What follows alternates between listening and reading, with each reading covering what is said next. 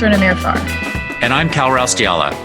And this is International Law Behind the Headlines, coming to you from the American Society of International Law. Welcome to International Law Behind the Headlines. I'm here with Brian Egan, who is currently a partner at Steptoe in Washington, D.C., and is the former senior legal official with the White House, the NSC, and the Department of State under the Obama administration.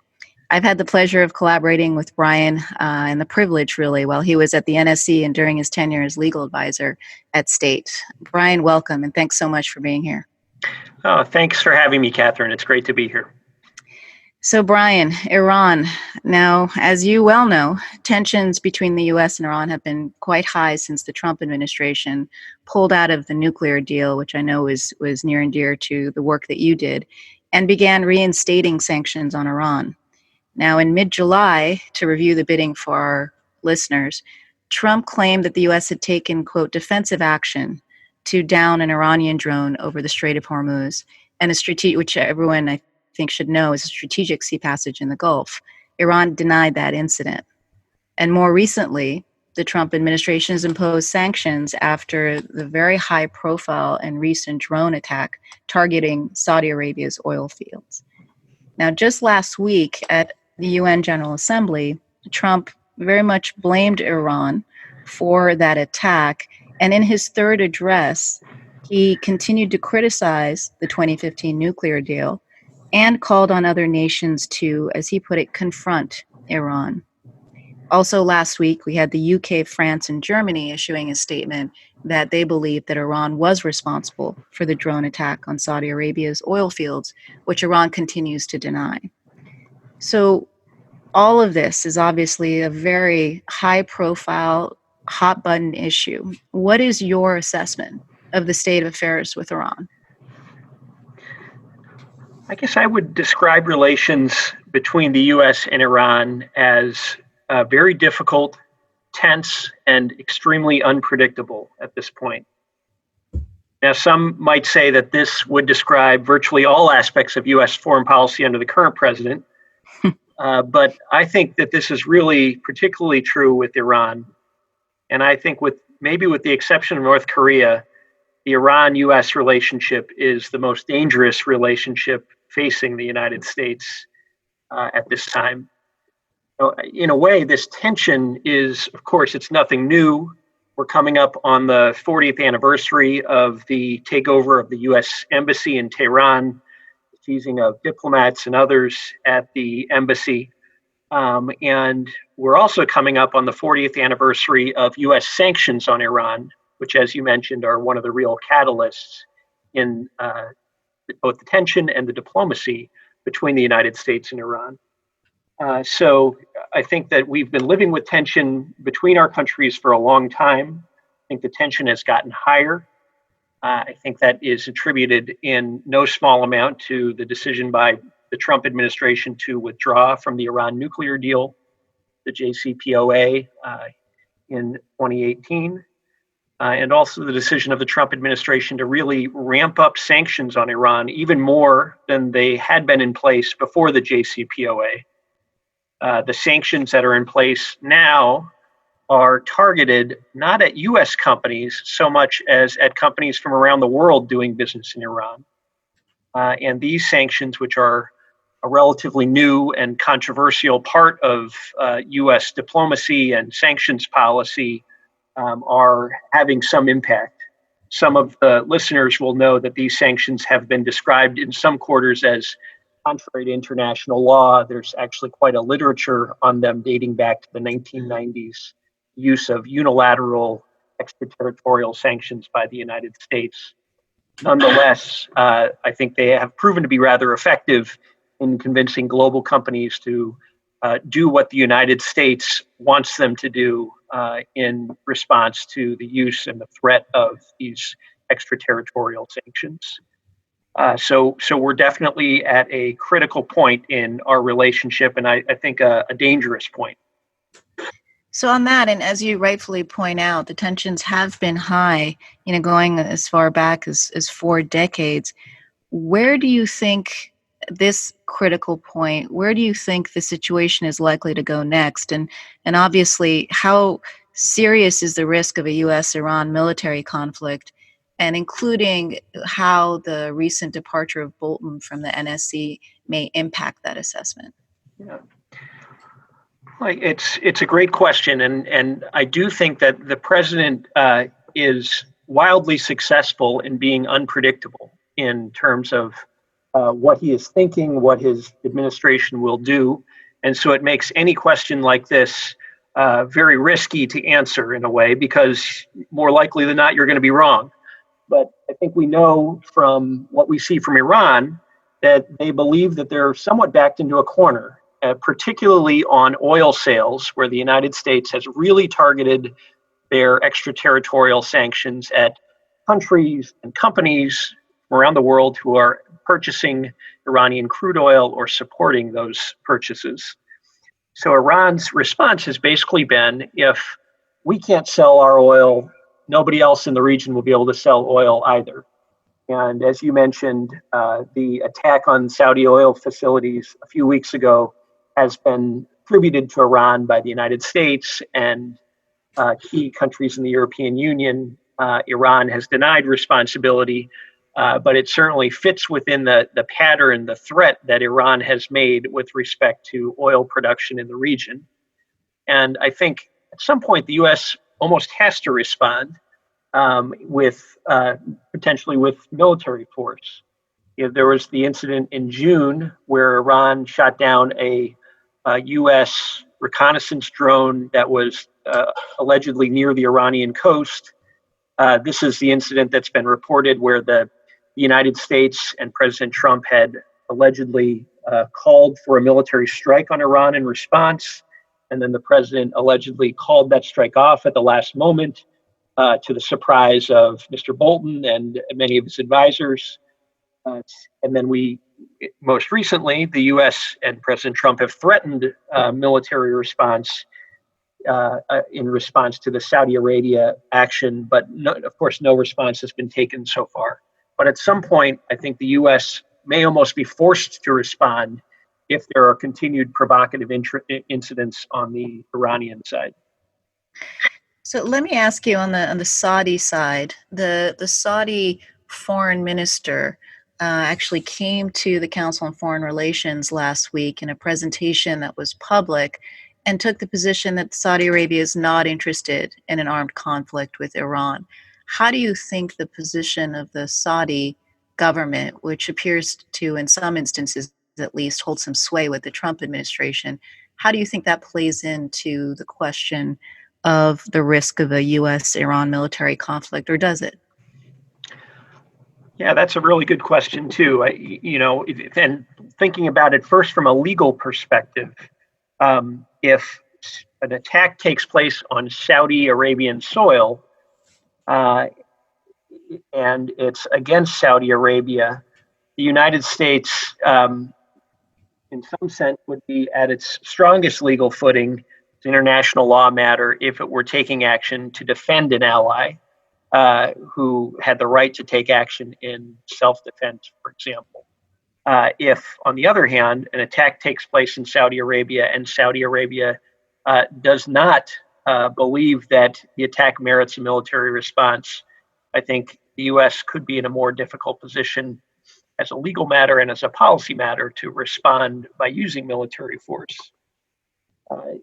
So I do think that is going to play a role in the U.S. calculations, as will the president's own apparent predilections against the use of military force. He's been open about his desire not to start another conflict. It's been reported that when Mr. Bolton was removed from his position last month, that was in large part because of differences of opinions with the president on the circumstances in which the United States should use military force.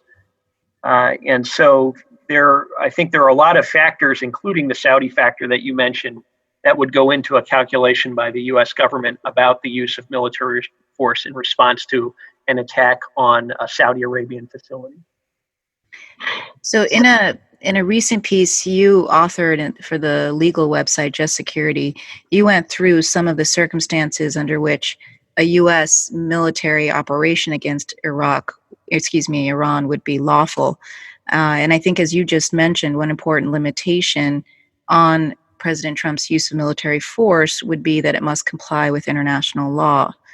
I guess two questions there. What are the ways, and you've described the self-defense and defense of allies, but what are the ways in which international law would shape this decision-making process? And perhaps even more critically, if the Trump administration were to take military action against Iran, absent a basis in international law, what do you think would be the consequences for the U.S.? Mm-hmm. So I think that the Trump administration, just like other administrations, including the administration that you and I were serving under, will consider international law as one of its factors in deciding whether the use of force is appropriate in a given circumstance. They've at least said as much when they've been asked that question. So for the Trump administration, there'd be a question about whether the use of force is authorized under U.S. law, which we can talk about, and under international law. They would have to consider both questions independently. And under international law, the question would be whether the use of force was consistent with the UN Charter, which is a treaty that the United States belongs to. And most observers believe that the UN Charter authorizes the use of force in essentially three different circumstances. One is when the UN Security Council has authorized the use of force. So think about the Libya context in the early 2010s when NATO and others led a bombing campaign with the authorization of the Security Council. The second area is self-defense. When a country acts in self-defense, they are acting consistent with rights reserved under the UN Charter. And U.S. view is that self-defense would include self-defending the United States itself. It would also include acting in the collective self-defense of one of the United States allies. So if there was an attack on Saudi Arabia that justified a response in self-defense, the U.S. could potentially respond in kind.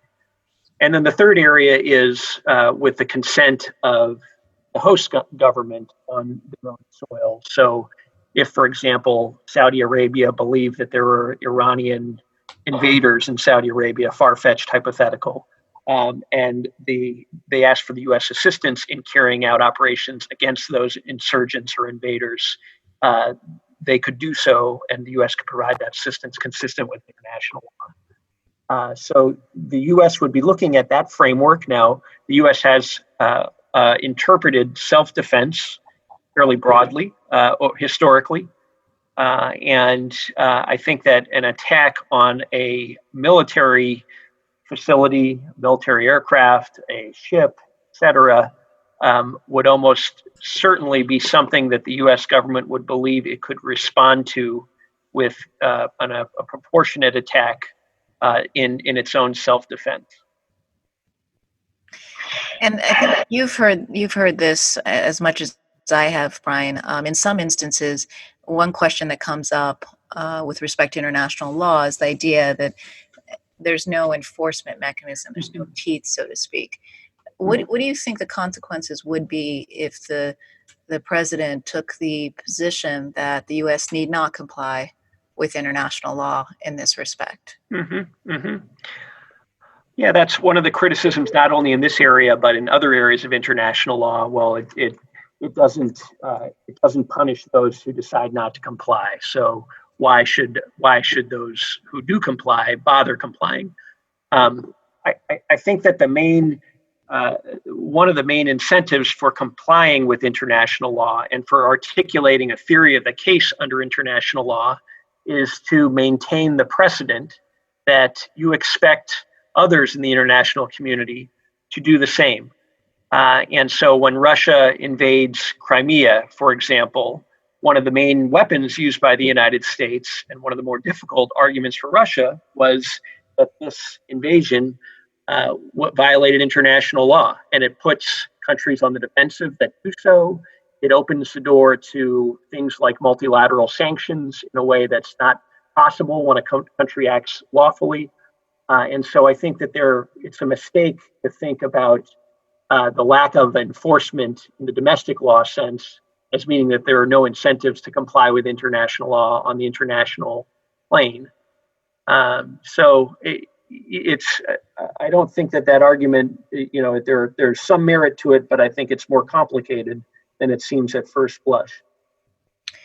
So let me ask you this, Brian, because obviously while you were serving in government as a legal advisor, whether in the White House, the NSC, the State Department, ultimately you had a client, and that client was President Obama.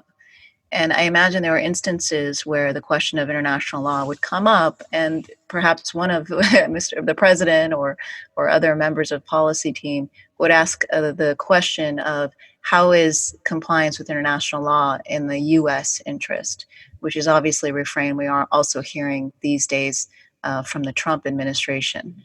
Mm-hmm.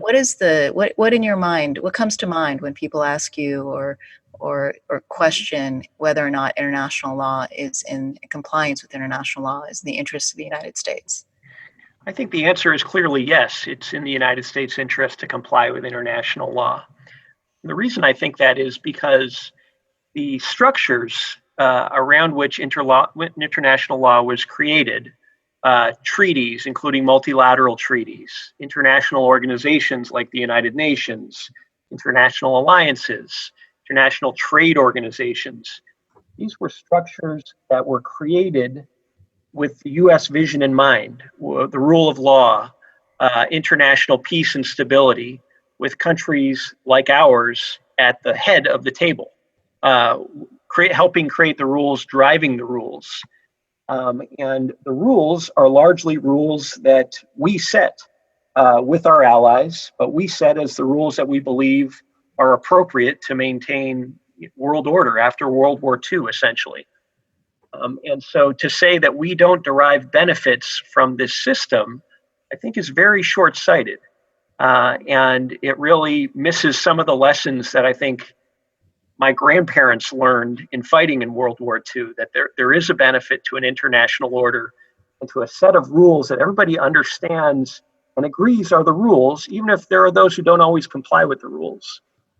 So I think it would be very short-sighted to say, well, because there's no, quote, enforcement mechanism, there's really no benefit to the United States in complying with this set of rules, because we benefit from the system of rules, we helped establish the system, and the system is largely based on our own values. So, Brian, there appears to be a divergence for those watching closely in terms of the U.S. policies towards two nuclear threats, Iran and North Korea. So we've obviously gone through the pullout of the Iran deal with respect to nuclear weapons. But at the same time, we see perhaps a historic level of contact with Kim Jong-un's government. How should we understand legally and politically the Trump administration's differing approaches to Iran and North Korea? Yeah, that's a very good question too.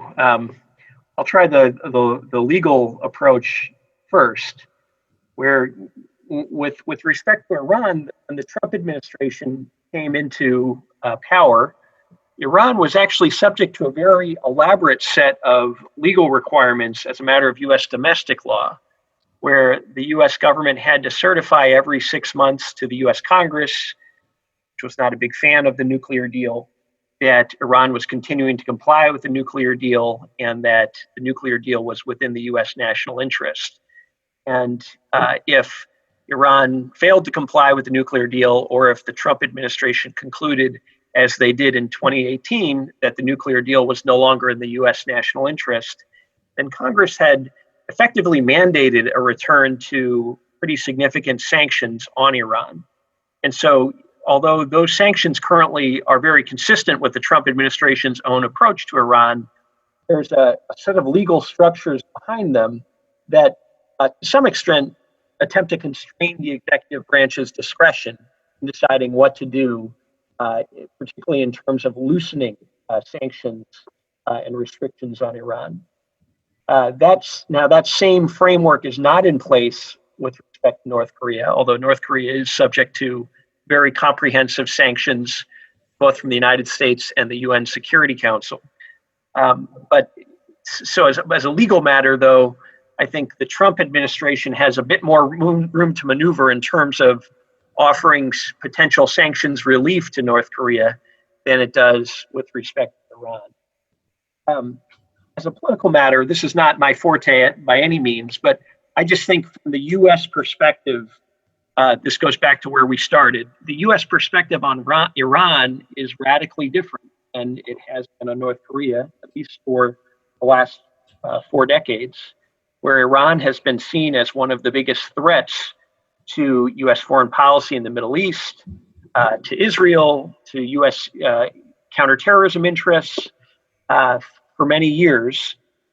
North Korea certainly is seen as a threat on the nuclear front, but it is seen, I don't think it is seen as serious a threat in some of these other areas. And as a result, the political pressures with respect to North Korea, the U.S. domestic side, differ pretty significantly from the political pressures with respect to U.S. policy on Iran. Brian, thank you so much for joining. And for those listeners who are interested in hearing about this and more with respect to international law, please join the American Society of International Law.